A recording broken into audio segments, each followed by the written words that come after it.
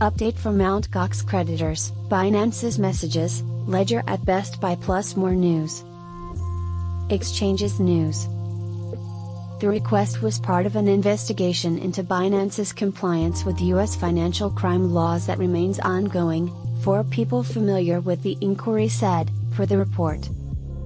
Its money laundering section asked to voluntarily hand over messages from its CEO and 12 other executives and partners on matters including the exchange's detection of illegal transactions and recruitment of U.S. customers, Reuters reported, citing a late 2020 written request.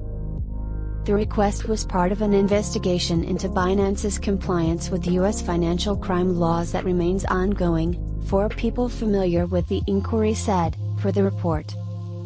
A California court found that claims against crypto exchange Coinbase accusing it of violating California consumer laws during crypto sweepstakes will not hold, but the court declined to allow remaining claims against the company that marketed the sweepstakes to move to arbitration, Law 360 reported.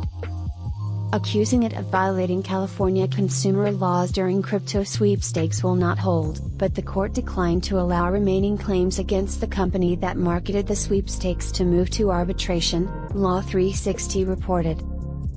The Indonesian government is set to launch a crypto exchange by the end of 2022 as part of efforts to protect consumers amid rising interest in crypto assets, Deal Street Asia reported, citing Indonesia's Deputy Trade Minister Jerry Sambuaga.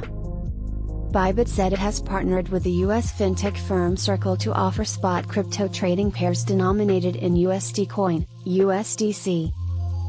The Digital Dollar Project, backed by Christopher Giancarlo, the former head of the U.S. Commodity Futures Trading Commission, said that its technical sandbox program is slated to begin in early October. Regulation news. A California bill that would require crypto financial service businesses to get a special license is now closer to becoming law, with the Assembly voting to approve it Tuesday after the Senate gave it the nod a day earlier, Bloomberg reported.